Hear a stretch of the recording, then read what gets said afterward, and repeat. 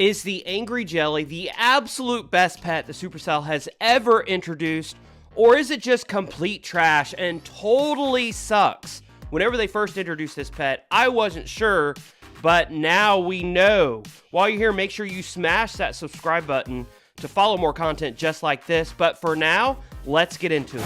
When you actually compare all of the pets, the Angry Jelly isn't exactly a pet worth using. In fact, coming in at 2125 HP and 193 DPS, it's only better stats-wise than the Unicorn, which has 1950 HP, and the Poison Lizard, which has 1700 HP and 120 DPS. But the reason for such low stats on these other two pets is because their abilities are actually quite amazing. The Unicorn, as we all know, does 70 healing per second, and the Poison Lizard, well, it poisons. Ha!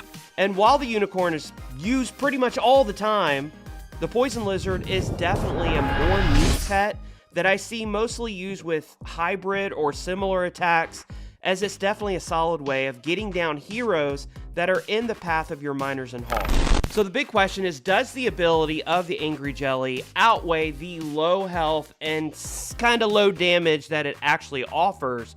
Should it be something that's used all the time, such as with the Unicorn, or maybe is it more situational, such as with the Poison Lizard? So of course the special ability of the Angry Jelly is that it brainwashes one of your heroes into attacking only defenses for 35 seconds. Which means the best hero to put it on is going to be the Royal Champion. In reality, the only three heroes this pet works with is the King, the Queen, and the Warden, since the RC is already defense targeting, and using it on her would essentially be a waste. So the question is it worth it? Now, the one thing the Angry Jelly does and allows for is for a hero to target and destroy multiple defenses without having to funnel. And this ability could be extremely useful. Let's take the King, for example. Using him in a section of a base in this way takes out the Eagle and several other defenses, and it's easy to funnel behind him with a wizard or two. Once this section has been cleared, then you can plan on bringing in the rest of your army accordingly. This is especially useful in using the King's massive DPS to get down key buildings early on, so the bulk of your troops are in less danger once you begin that portion of the attack. I can even really see the spiky ball being especially useful in these situations to create even more value. But dang it, I won't be able to do that anytime soon. The same is true for the Queen. Using her through this section means she can clear out key defenses, set up a funnel for the rest of your troops, and even pull out the enemy CC.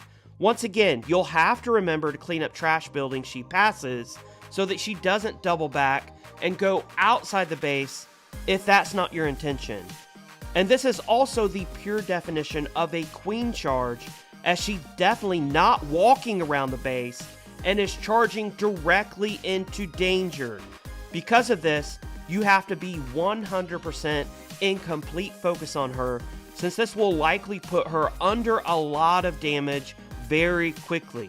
Now, the last hero is of course the Warden, and using the Angry Jelly on him is especially effective with the Fireball.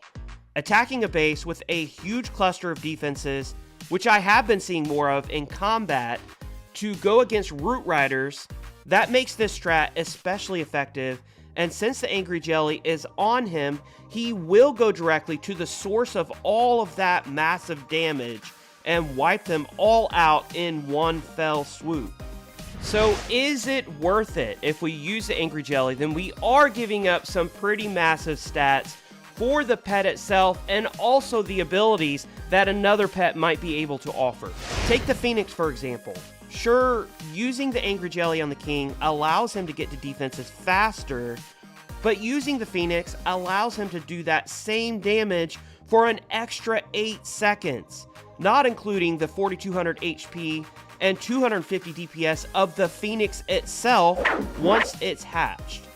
With the King's base damage of 608 DPS, not including equipment boosts, that's an extra 4,864 damage that's just lost. So what the Angry Jelly really offers is extra time in attacking.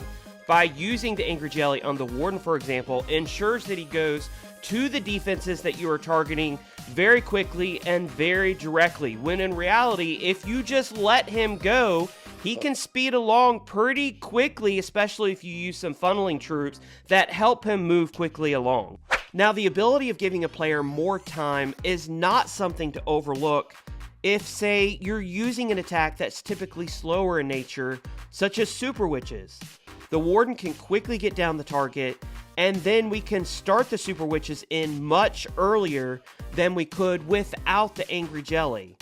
But with attacks that are just faster in nature, such as Root Riders, do we really need the beginning of our attack to go faster? I think we need to look at each base we hit to make that determination, but in my opinion, it will be base and army comp specific. So we have to remember that if we're choosing to use the Angry Jelly, we are in a sense trading time for some other OP ability, whether that be healing, whether that be stunning, whether that be extra HP with some of the pets, whether that be extra smashing, whatever the ability is, invisibility, we are trading that for time whenever we use the Angry Jelly. And the question is, do you need more time for your attack? And in some attacks, you may actually need more time. We brought up a few examples, but you have to look at the base, you have to look at the army troop and the comp that you are using and determine if more time is actually something that you need. Let me know what you think of the Angry Jelly in the comments below. Don't forget to subscribe to the channel. Also share and like this video with anybody who might be curious about the Angry Jelly, the positives that it offers, the negatives in actually using it. Until the next video, I am TipDog20. I'll see you then.